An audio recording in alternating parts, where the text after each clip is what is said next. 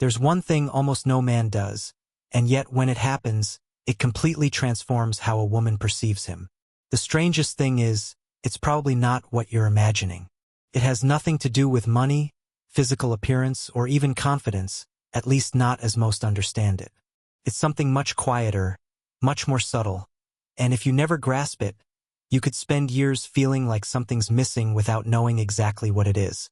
Most men go through life convinced that attraction is a formula, a set of boxes to check, a list of qualities to display. They believe that if they just earn enough, look good enough, or project enough confidence, they will finally be enough. But the truth is far simpler and far more elusive. It's not about what you have. It's about who you are when the world goes quiet. It's about what happens in the spaces between words, in the moments when there's nothing to prove and nowhere to go. If you truly want to understand this, stick with me until the end. And if these kinds of conversations help you see things more clearly, please consider subscribing. Not for me, but for the person you're working to become. Because this isn't about impressing anyone. It's about becoming someone worth knowing. Most men grew up believing something very specific, that they must impress, solve problems, protect those around them, and constantly prove their worth. And while all those qualities are important, there's a blind spot that very few have learned to identify. That blind spot is entirely related to emotional presence. It's not just about what you do, but how you make the other person feel while they're sharing a moment with you. Think about it honestly. When you're talking to a woman you truly care about, are you really listening to her? Or are you just waiting for the right moment to respond? Are you trying to understand what she's going through?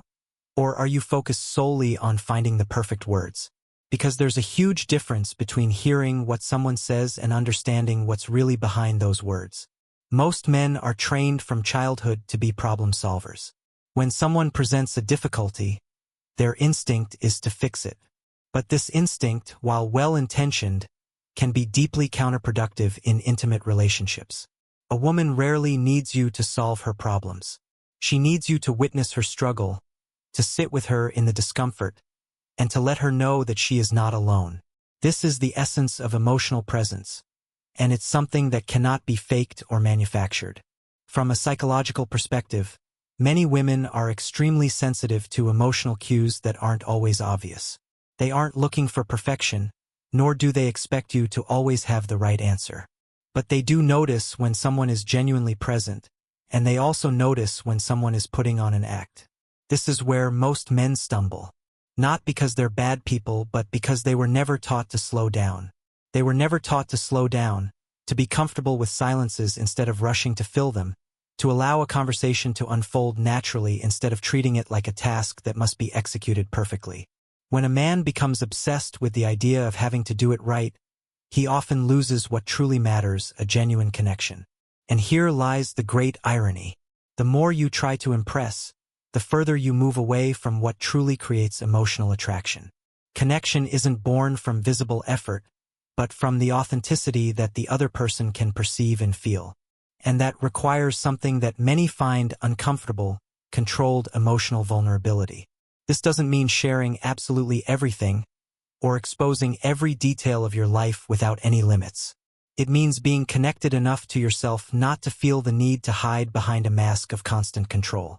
Because when a woman feels she can relax emotionally with you, when she doesn't need to constantly question who you really are, when that continuous pressure to impress or please disappears, something profoundly changes in the way she perceives you. She feels safe, not in the physical sense, but in the psychological sense.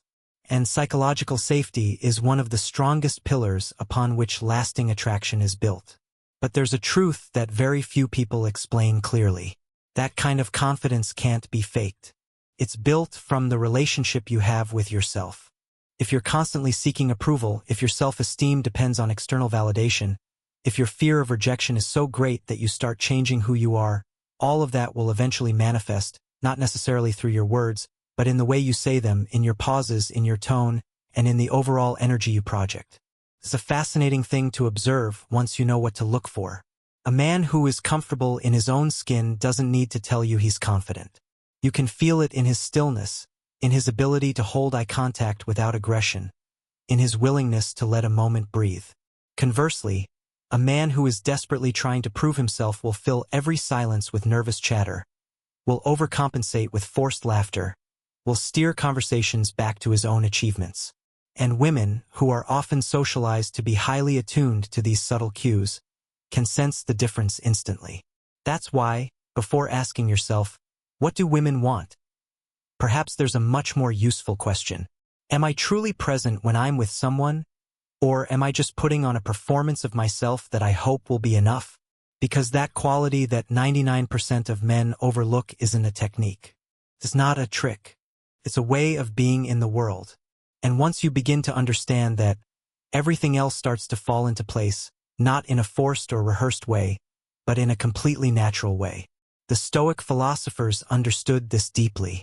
They spoke of the importance of living in accordance with nature, of being true to oneself, of not allowing external circumstances to dictate internal peace. Marcus Aurelius wrote, "You have power over your mind, not outside events. Realize this, and you will find strength." This is the foundation of true presence. When you are no longer a slave to your own insecurities, when you no longer need the world to validate you, you become free. And that freedom is magnetic. It's not that you become aloof or distant. It's that you become real. And there is nothing more attractive than someone who is fully, unapologetically, and peacefully themselves. So, if you want to stand out from the 99% of men who never learn this lesson, start by looking inward. Ask yourself what you are running from when you fill every silence. Ask yourself what you are afraid of when you try to control every conversation. And then slowly begin to let go. Not because someone told you to, but because you realize that the person you were trying to impress has been you all along.